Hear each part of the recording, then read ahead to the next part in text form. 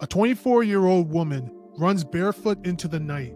She calls 911 and begs for help, saying, "They're trying to kill me." Moments later, she vanishes into the marsh. What police found when they went searching for her wasn't just one missing person, it was a graveyard, a coastline littered with unanswered questions, buried lives, and institutional failure. This is the story of the Gilgo Beach victims. Hmm. Man. When you go to the beach, you expect to find seashells and broken glass, empty beer cans, empty bottles. Not this, No, not at all, man. It man. gets crazy. It really does. So, today we're diving into one of the most haunting cases in modern American crime history, the Gilgo Beach serial killings, a story that took more than a decade to unravel. And check this out, this is a story about missing women, a community desperate for answers, and a system that overlooked the other way far too long, Frankie. Wow. Well, first of all, I want to be clear. The facts are here is we're here to rage at the right people, not the ones who deserve better. Um w- Absolutely. our humor, well, I should say, um we're here, we're here to honor the victims and the families of the victims. We're not here to glorify the alleged perpetrators. Does that sound better? Absolutely. So, with that, before we go any further, just like what Frankie said, we just want to let people know for this episode, we treat the victims with the most full respect that they deserve. Any humor that we hear today is really aimed at the failures of the system. And Frankie, there's going to be, I'm sure you're going to have a lot to say about this, man. Hmm. And the bureaucracy, the police chief, which we'll talk about later, and the really the systemic failures of this whole case. Well, one thing I can say is that there's a lot of pieces to this puzzle in particular. I took advantage last night, stayed up a little later, and I did watch the Netflix documentary called Gone Girls. It is the story of Mm, the Gogo Beach serial murderers, and there's a lot of pieces to this puzzle, and they're still trying to unravel it. But there's corruption, there's murder, there's cover up, there's uncertainty. There's all kinds of things that are involved with this, and it's still ongoing. That's what makes this really, I think, the first case that you and I are covering here on Crime Through Time that's current and still hasn't fully been resolved. So this is actually pretty interesting all the way around, if you ask me. absolutely.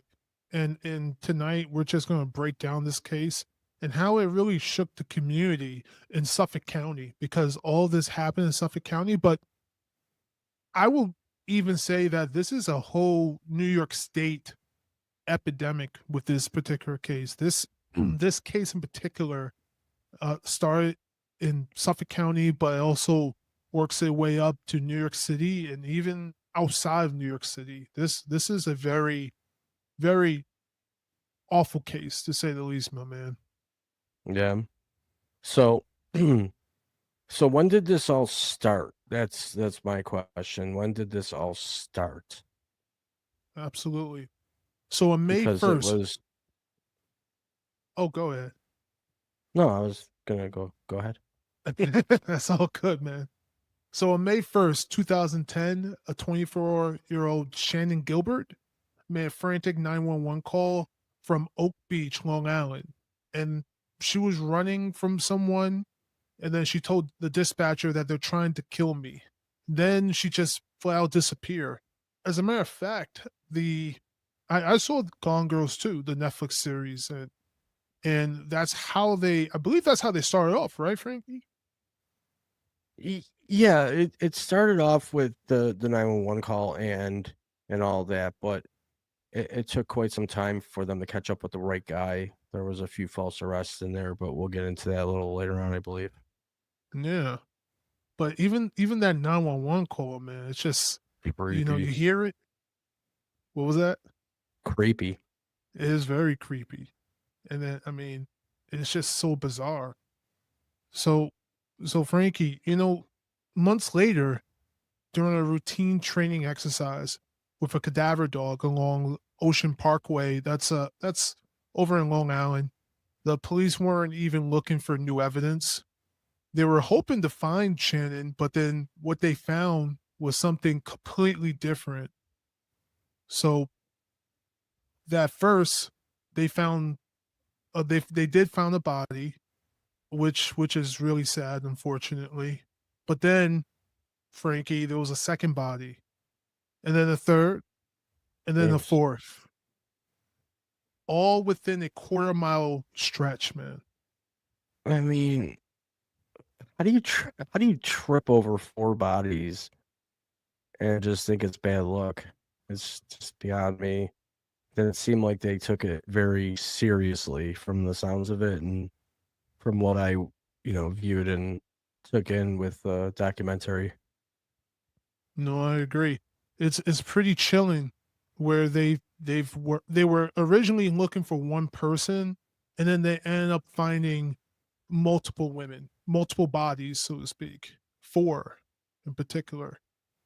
Now, there is a trend here, and these 4 women, these 4 other women, all young, and they were all missing sex workers who had disappeared between 2007 and 2010.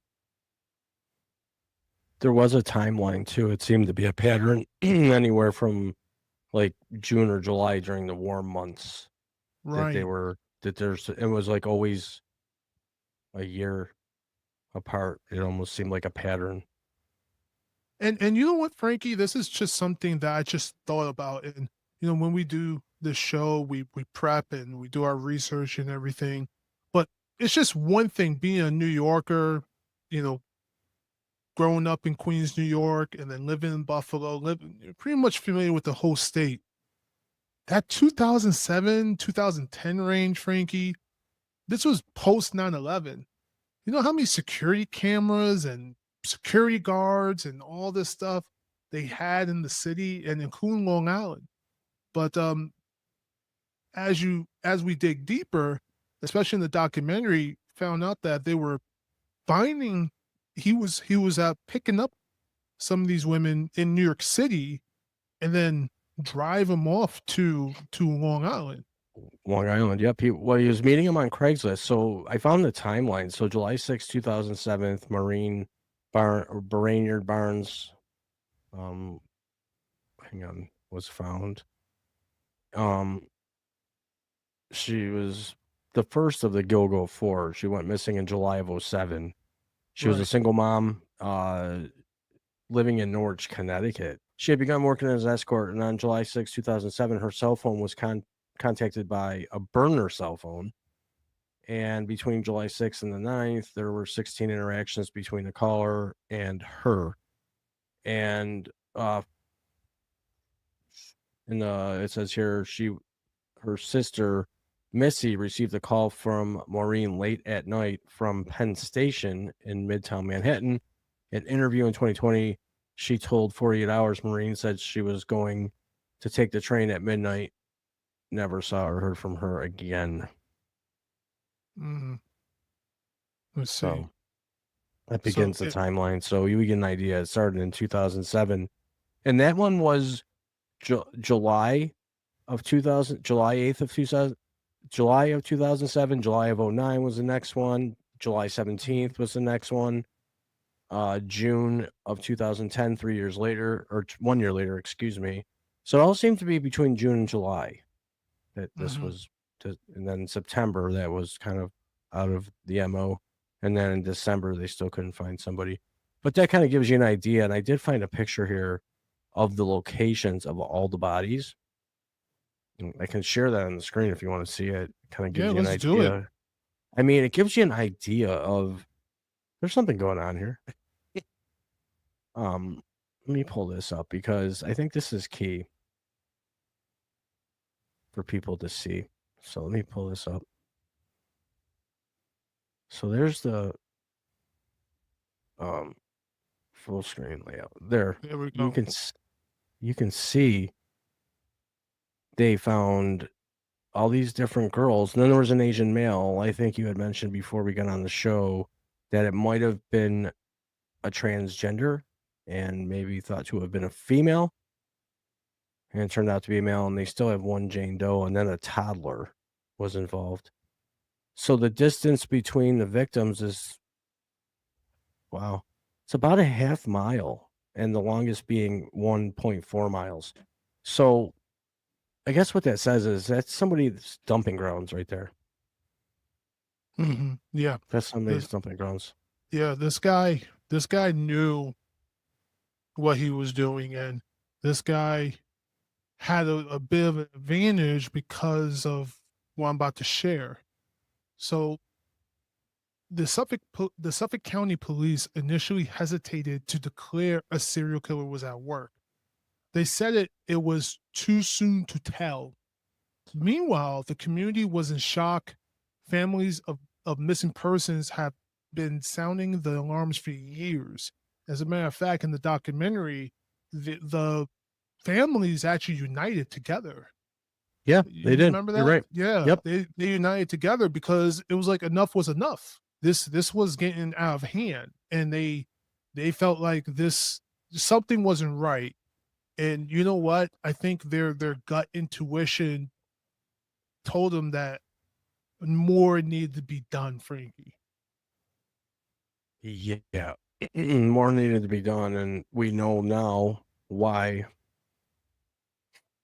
it didn't happen that way. We have we found out information on that documentary, and there are facts that the sheriff of Suffolk County was as corrupt as they come. He was heard saying multiple different times by multiple different people within the agency that these were misdemeanor murders. They were prostitutes. They don't mean anything. And for me, it's like whole lives and whole dreams were just wiped out, and Absolutely. nothing was being done about it. And that's what, well, it is now. And when a new, commissioner jumped in, first female, by the way, first female commissioner of Suffolk County came in and um reopened the investigation, invited in. So let me backpedal just a little bit. You have all the information on how they mishandled the investigation. So why don't I let you get into that, Yeah, and I'll yes. I'll put a fork in it here. I just still a little saddened by the way it was handled. So let me let you have the floor. Yes. So with that, I will definitely get into that part because there's a lot to unpack with the Suffolk County Police Department and their failures with this whole case. But I just want to just say the names of the victims of the Gilgo Beach Four real quickly. And their names is Maureen Briner Barnes, Melissa Barthelemy, Megan Waterman, and Amber Lynn Costello. Real people, real lives, real families who missed them. And that's the reality here. And that's why we wanted to cover this story because the failures of this police department was just too great to overlook. Yeah, definitely.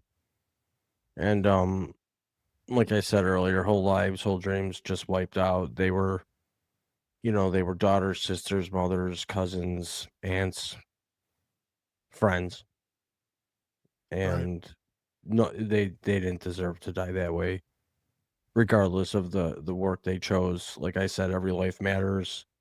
Everyone has a reason for doing what they do, regardless of who agrees with it or disagrees with it or has a feeling about it or doesn't.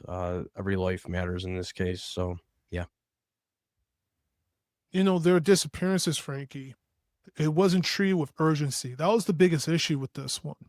They overlooked it. They pushed it to the side, and Mhm. it was minimized. I mean, they they overlooked it until there was more coverage, until the families really united. But too much damage was already done. I mean, this guy was Yep. just getting off scot free. Ye- Mhm. So when so you said that early on. Um, what about the Suffolk County Police Department mishandling it? Who was that? What was his name again? Yes. So as far as the police department goes,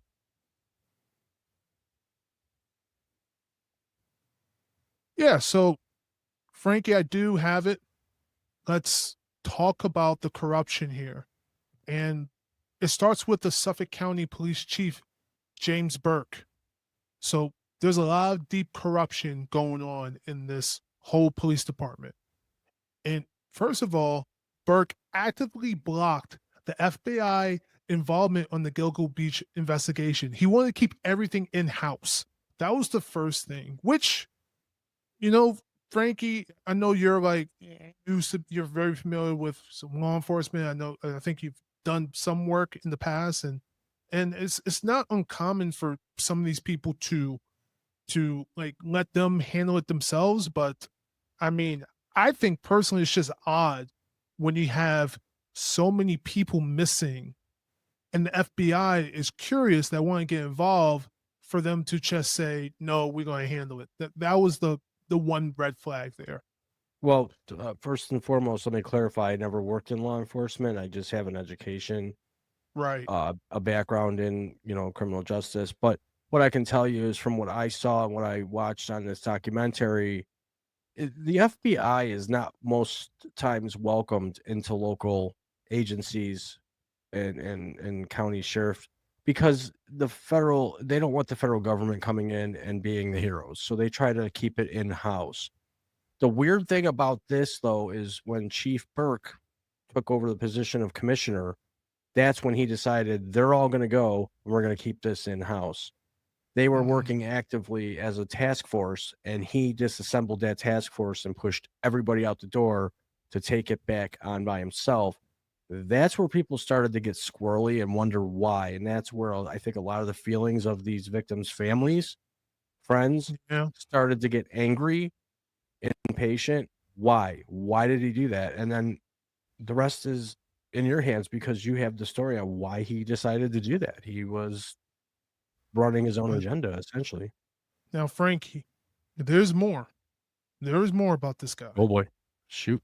So later, he was convicted for beating a suspect who stole his duffel bag. And check this out, it was filled with sex toys, porn, and prescription drugs. And then he covered it up, lied to the federal agents, and then went to prison for this. Jeez. Jeez. He- I, What do you think about this guy, man? s- so the chief, okay. Well, it took a while to uncover that, but the kid came forward, or he got roughed up. He was chained to a floor and everything else, and he was found to be corrupt because, if I'm not mistaken, he was known for soliciting prostitutes on his own. He had And this that thing. part. He loved prostitutes, and when he made the comment, heard a million times throughout the agency and other people, these are misdemeanor murders. They don't mean anything, so they're not really something I'm concerned about. He put himself into a really bad corner, and then, to go as far as to beat the living crap out of an innocent person that they just wanted to pin all the crimes on, and because the kid wouldn't confess, they beat the hell out of him, and then it was, later discovered that this is why they beat the hell out of this kid, to try to get him to confess to something that he didn't do because DNA cleared him. Yeah, absolutely. Mm-mm-mm. Yeah, this guy is something else. You really thought he was Clark Kent, man, but just without No, saving the people part. no, He just absolutely not. he definitely wasn't a hero. He was definitely a corruption zero. That rhymed. That We did have a rhyme. picture. We have a picture of this Burke guy. I want to show a picture of him so that people. Well, I did have a picture of him. Thought I did. I don't, but I can find one. He was definitely a piece of work, that's for sure. Yeah. Well, we'll definitely get that up when we get it. But one thing about this, it just, Frankie, this whole case, it just shows that the man leading the department, when families were begging for help, were just busy covering his own tracks. That's what we see here. He had his own dirt, and instead of manning up to it, owning it, owning up to it, he covered this, and it caused more chaos, and it caused this serial killer to continue doing his deeds. And yep, that's the guy. Yeah, That is, he just looks like a POS piece of shit. Sorry, corrupt. yeah, this guy. He is something else. And well, he's no longer there, so He I did don't his think he. 4 years in federal prison and probably is never going to be able to serve in law enforcement again or even be an attorney. So he's definitely ruined his life by being a dirtbag Yep, and making these, these families and friends of these victims suffer for so long because of his arrogance and his need for his addiction of picking up prostitutes and considering these young ladies nothing but misdemeanor murders.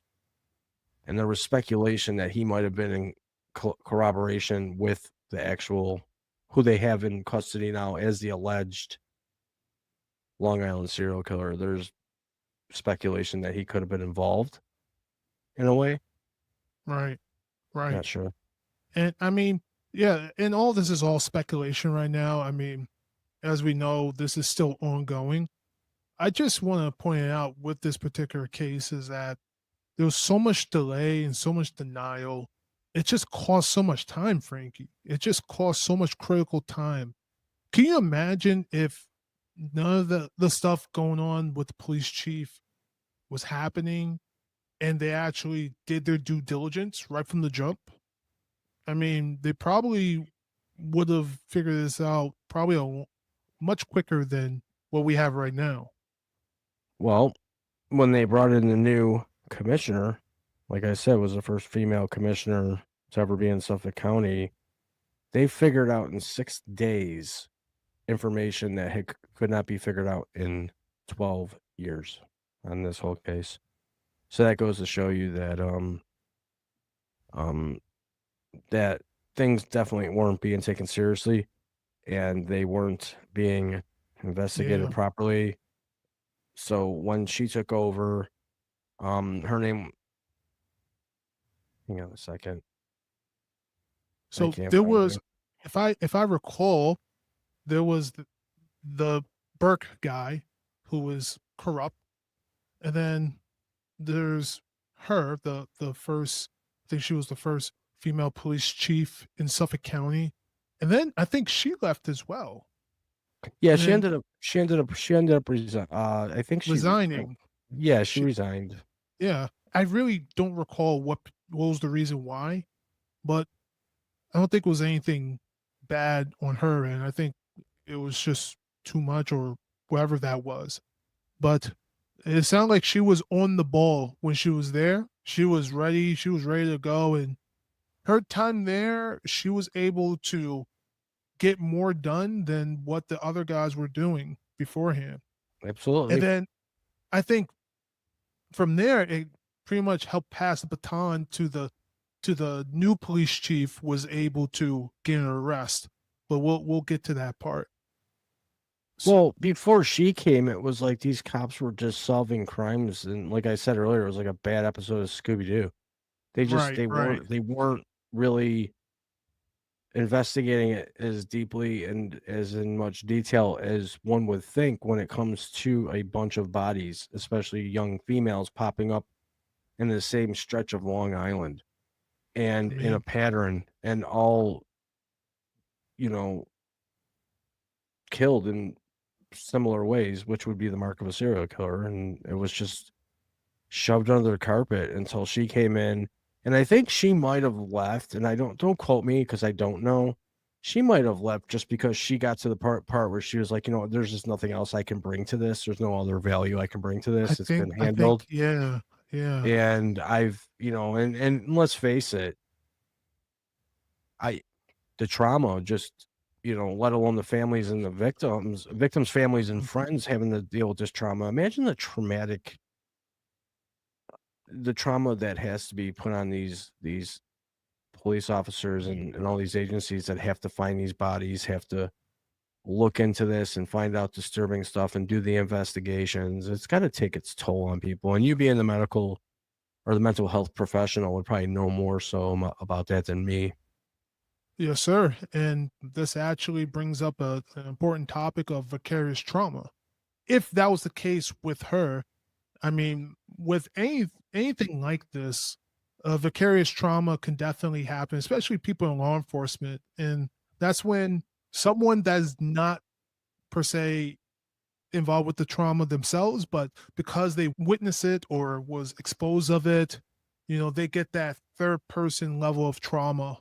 But in this case, since it sounds like they were really in depth with this could just simply be trauma from law enforcement, allegedly, Yep, for the people that were there. So for sure. trauma can come in all different shapes and sizes. And, how about the people, the community around them Yep. being scared to think that there's a serial killer out there? That trauma can carry quite a bit. So you have that, but then you also have the trauma for the people that are like deeply involved.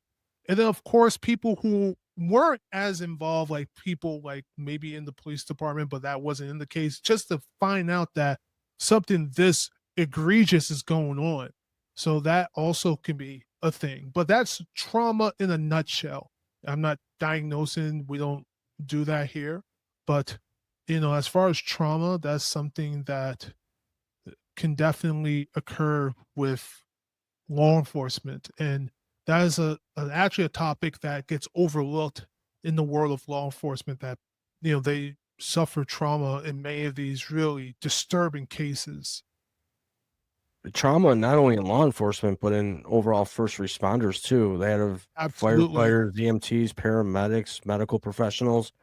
They see a lot of horrific things. I was in the well, I was, a certified first responder for a short time, and I, saw my fair share of trauma and stuff, and it still lingers with me. There'll be a lot of people out there that would say, "Oh, it's part of the job. Just get over it." And da, da, da, da, da. Well, you know what? You don't get over it. You Right. don't forget. You don't forget. Feels and smells and tastes and temperatures. You don't forget that. Can you get past it and file it Mhm. and put it in a secure locker to where it's not affecting your life? Sure, but you never forget it. You can stop it from running your life, but when you're dealing with something to this magnitude, s I mean, Jesus criminy Yeah. sorry. You can't. Um, Yeah. I I mean, mean, nobody absolutely. should have to be rich, famous, or perfect to matter, when they go missing. That's the problem. Right. These young ladies had lives, they matter, they had dreams, they had hope, they had futures that they wanted to fulfill, and unfortunately, they did what they had to do based on the area they were living in New York City, which is not a cheap area to live in, let's face it, and they were trying to Mhm. make ends meet, and they found an easy way to make money, and it's a hustle, right? And there's risk to it, we all know that, but either way, you slice it up, it's just not it's not they're people, they And matter. you know what, Frankie? Some of these girls didn't even are not even from New York City. No, Some one of them. was actually born and raised in Buffalo, New York, I found out, Yeah. Yep. probably minutes from where I was lived for 45 years of my life before moving up into the mountains. So when I saw that on the documentary, I was like, "Oh my god, one of the girls was from Buffalo, New York, born and raised, went to New York City because she graduated cosmetology school and went there to begin her career in hair and picked up a side gig to make up for, rent and living Mhm. expenses and Mhm. ended up becoming one of the victims." So that one is close to home. There's been a lot of things close to home in Buffalo in the last decade, so we got other shows to do, and we'll include some of those for sure. Yeah, and like you said, some of these women would do something like that, take this as a side gig just to get them going for their careers with their lives, and that's why I said this is something where in society, society tends to overlook and minimize these women, and they should not be that way. They shouldn't be looked that way. Right. And regardless of what they do, I mean, that's their business. That doesn't mean that they should have been murdered. They should have No. been shouldn't have gone through the things that they went through. And that's why, tonight I wanted to dedicate this to them because we live in a world where it's like, well, you chose this and that's what happens. And I say that's baloney. That's crap. We shouldn't look at it that way. They're human beings.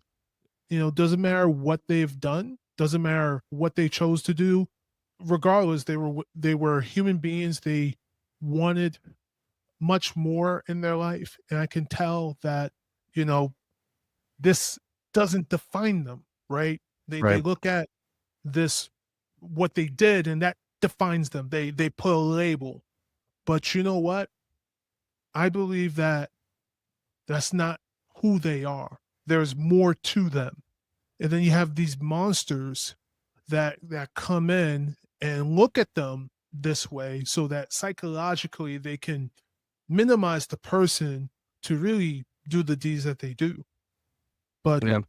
I digress with that, Frankie. I But digress. yes. The word of the year, I digress. I Yes. digress.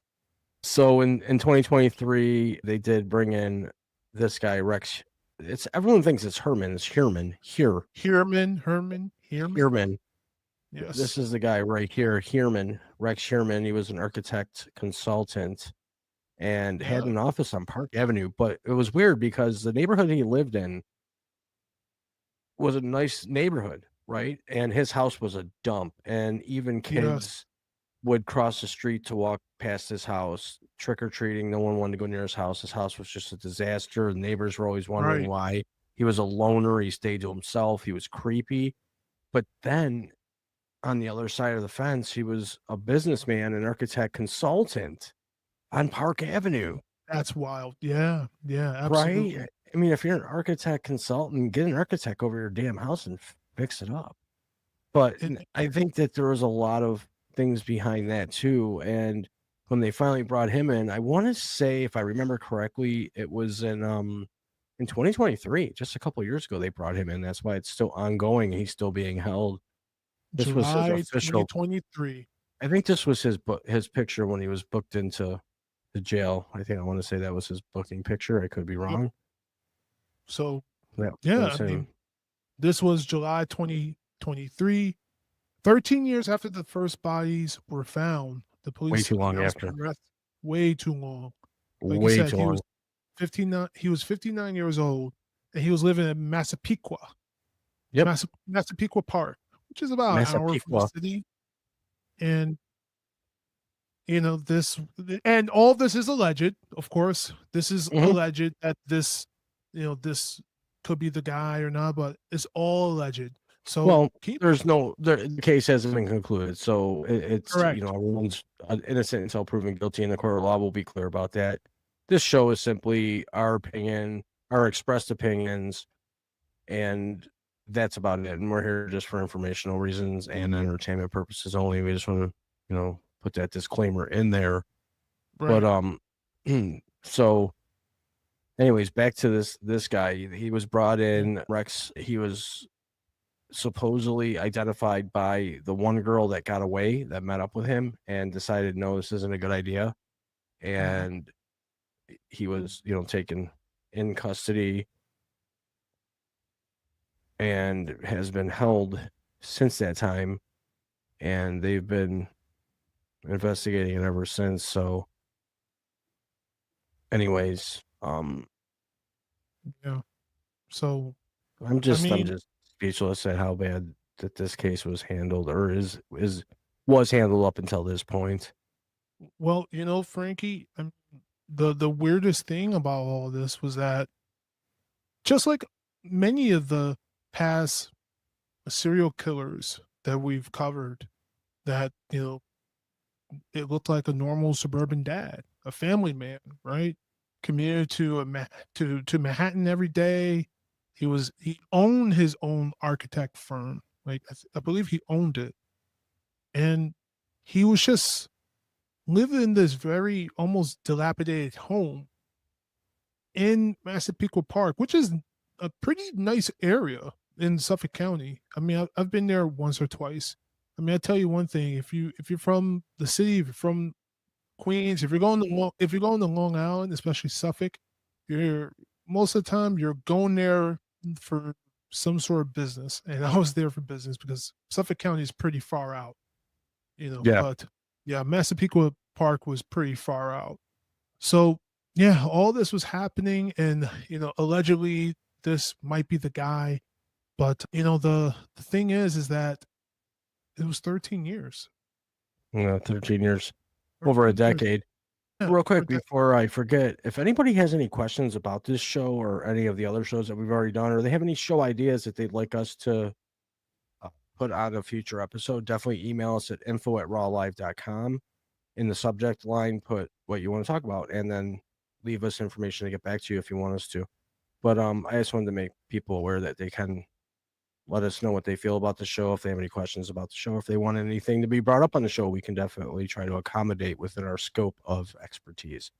Follow us on Twitter for the after show right after this in a half hour, 9:30 p.m. Eastern Standard Time on X, YouTube, Facebook, and we might put it on Instagram and Twitch too, I think, tonight. Not Yeah, sure yet. But anyways, I just yeah, wanted to we'll interrupt still and do figure it that. out.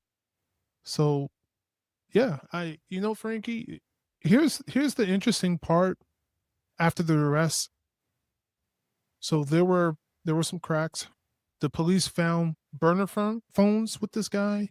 They found a fake online accounts, and the search histories were Emails. quite disturbing, and emails. One thing from the documentary, he had like a list, right? Or like some sort of tracking system he would do, and he would track and write down notes from every time he had a victim and something didn't go wrong. He'll put down the notes like, oh, make sure I wear the right shoes. Oh, make sure Yep. I have enough sleep. Oh, I need to do this. I need to do that. And it was like, my goodness, this guy is just he is just plotting and plotting and trying to grow and grow as this. I mean, That's what serial killers do, Solomon. They evolve, they get better, they try to, they try to master their craft, their art, and what they do. Their first kills are always sloppy, then they evolve, then they start to figure out ways to make things more efficient, how to make things easier for them, and how to make their what do you want to call it? Their fantasies continue. And right, they always end up making a mistake. And I think there's some speculation. I don't know if I said this earlier in the show that the sheriff that was put in federal prison for 4 years, Sheriff Burke or former Sheriff Burke, if there wasn't some sort of collaboration with him and this guy, that they might have been involved with it together, and that's why it was looked at so lightly, because he right. himself liked sexual workers. Like you said, this case is still unfolding. So It's still unfolding. So, the psychological profile of this, like you said, it fits that pattern of serial killers. Of course, all this is alleged, but if all this was true, I mean, this is a really bad situation. And hopefully, if this was the case, if this was the person, they found him, convicted him, then that would bring some sort of relief. But at the end of the day, there was so much damage that was done. And it's sad that it's taken so long, and we've seen so much corruption and chaos that's happened mhm, with this. And this is why I said this is a yeah, very sad case, because we're not only seeing only the failures of the system with the police department, but we're also seeing like a failure with society when we're yep, putting a sense of classism in all of this, because yep, there's a feeling that these women were in this life, and people feel. I hear all the time, Frank. I hear in comments. I hear all the time. They're like, well, these people they were in this life. They know they took a dangerous game, and I think all that is just unfair. It's unfair to. Well, let me cut in there because I might have been guilty of that by victim blaming. And really what I wasn't doing that intentionally. What I was saying was I come off brash sometimes, but in reality, I think it was back going to the Gary Ridgway story where I might have been guilty of sounding like I was victim blaming where I really wasn't. I think I might have said something along the lines of these young ladies chose to go out there and take that risk and jump into vehicles with men they didn't know. They took that risk. However, I should have followed that up with they didn't deserve to die no matter what decision they made or whatever choice they made, whatever. So I do want to, backpedal a little bit and apologize to the people that may have been offended by that because I meant nothing more than it's a shame that they had to get to that point to feel that that was the way they had to survive and to take those risks. And unfortunately, a lot of people lost their lives, particularly during that case. So I do want to backpedal. It is, I do have compassion. I do have a heart and I do care about the victims and the victims' families, friends, and loved ones. So I do want to, declare that. Well, thank you for owning up, brother. I think that's good to hear that. And when people have had these type of situations occur where they feel like their voices are not being heard, this story in particular really shows how society, when we let a thought fester, a belief fester, right? And this is a psychological belief where we have this idea fester, belief fester. It grows from just a person, and then it starts with few people, and then eventually it's a whole department that is festered into this ideology. And I'm not saying it's the whole police department at all. It could have Mhm. just simply been that police chief, and all the other people might have not even been aware of Realized the it. shenanigans that he was doing. I'm sure there were some people involved that knew he was doing what he did, and they were might have been partying with him, and they just were lucky enough not to get caught. Let's face it, shit rolls Okay. downhill, and when it comes to those kind of places, um, some people, Yeah, I mean, yeah, well, some people. some people turn a blind cheek to things. I've been in jobs where I've seen things that people shouldn't be doing. Not to this level. This will be clear. I've seen things that people do wrong, and I just turn my eyes to it because it's not going to affect me directly. It's not going to hurt anybody. But they were definitely going against policy and doing things that they shouldn't have been doing. But you turn you turn your cheek to it. I mean, think of corrections officers. How many times a day they walk the tier and they see things that they know are against prison policy, but you can't stop everything. It's just impossible. So they got to pick and choose their battles. I think in the hierarchy of a police force, let's go back to Serpico for crying out loud. That poor guy just wanted to be an honest cop and almost lost his life and had a bullseye on Mhm. his head for years and because he wanted to be honest and the corruption in the 70s in the New York City Police Department was just outrageous. So, and he didn't want to fall into the hierarchy of the corruption and he was a target. So, a lot of times, you get sucked into it and you don't even want to. So, I mean, there's a lot of times where people do things they wouldn't normally do just to keep their jobs and to bring a paycheck home. So I don't want to say that everybody was innocent because I'm just gonna throw it out there. They weren't. There were people that were for Chief Burke that were his friends and hung Right. out with him on the outside. So I guess the moral of today, Solomon, if if your neighbor's got like soundproof rooms, a ton of burner phones, maybe make Mm. that 911 call yesterday. Or how about their home is just falling apart? How about Yeah, in a that nice part? area. Call the code Right, enforcement at least. Call for a right, wellness check. Do something. If you feel something's wrong, say something. If you see something, say something. Isn't that what they say? That's a lot of right, see, right. say, sue, Well, shut, well, see, some. the one thing, Frankie, I remember in the documentary, and trust me, in New York, people would at least say something. And one thing I love about New York City that people get the misconception about is that everyone should mind their own business, but no, actually, these communities in Queens, Brooklyn, Well, now, first of all, the spaces are so much smaller, closer together, right? Uh, just like up in Buffalo, the whole state is like that. Yep. Homes are much closer to each other, so the neighbors Yeah. are very familiar. So the neighbors did try to speak to the guy, but It the was weird. guy was just, well, yeah, I Weird. mean, and they felt uncomfortable, so they just kind of just mind their own business, and then house started to fall apart, and here we are. Yeah, definitely. I mean, it's definitely an ongoing thing. We'll definitely keep our hand on the pulse when it comes to this case. We are actively trying to figure out a way to get in contact with Austin news or officials to try to get some information on that case with the bodies popping up in the lake down there. So Oh yeah. our one huge fan of the show, don't worry, we're on it. We're just trying to figure out how to get some more information so that we can do a full hour show on it.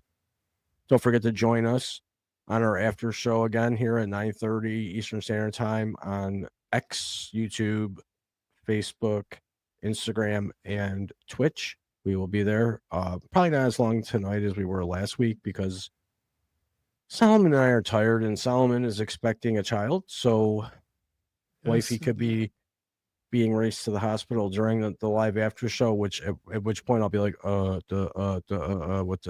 do I say? Solomon, what else you got here as we wrap it up? Well, the biggest thing I want to share with this particular case is that the system failed these women wholeheartedly. When we have a belief in the ideology on a certain group of people, and we believe that these people are beneath us, and we're just going to push them to the side, we get situations like this, unfortunately. And then when we have add corruption on top of this, we get something really big like this. And Yep. unfortunately, that's the huge storm that we're seeing here. And really, we need to stop looking at people as these labels, but look at people as humans at the end of the day. These were Right. women that they were mothers, they were probably someone's niece, they were someone's partner, they were someone's daughter, right? For sure. And they didn't deserve that. No. And I feel that it really breaks my heart hearing this because their role in life at that time doesn't mean that they, they had to go through that. And that's not right. And that's my 2 cents with that. It was definitely mishandled. They looked at them as not human, but something else. And Right. that delayed the process of actual justice. Yep. Well, it's not delayed anymore. It's being handled now. It To is those of now. you, yep, to those of you that don't know, Solomon is our exclusive TikToker here on Crime Through Time. His handle for TikTok is on the screen at Solomon_Crime Through Time. So definitely go on there and check out some of his shorts and his content on there. It's actually unbelievable. Myself, if I was to go on TikTok, I would be banned in about negative 32 seconds. So I let Solomon handle the TikToking, Yeah. which I appreciate because I'm not a fan of TikTok. Just never have been, never will be. It's just not my cup of tea. Am I allowed to say cup of tea on TikTok? Um, Yes, yes, you in any can. event, his handle's up there on the screen. So I'll give you my final thoughts now. My final thoughts are this is that police corruption, first and foremost, is a huge deal. I think that these police departments need to be cleaned up. There needs to be a whole sweep of cleaning crews that come in and essentially audit these police departments, retrain, rehire, and get rid of the corrupt older people that need to be on the golf course somewhere other than where they were police officers. But anyways, it's ongoing. We're definitely going to keep our hand on the pulse. We look forward to a resolution to this case. We want to find out if this guy gets put away for life. Unfortunately, in New York State, there is no death penalty. So we want to see him go to prison for a long, long time, which would, in this case, would be life. And hopefully he gets a life sentence for each and every one of those young ladies that died too soon and shouldn't have. I guess with that, Solomon, we can wrap it up and get ready for our after show here in a half hour at 9:30. I say this: stay weird, but not criminal. It's a new one. Yeah, it is. I came up with that all by myself. All right, So, we'll but work with that. we'll work with that. But we do thank everybody for being here. Remember to subscribe, like, and share on our YouTube channel, and to keep following us on X and everybody else. We will be evolving, and we are looking to keep moving up the ladder in the way of true crime. And this is Crime Through Time, and we will see you all next time. Take care.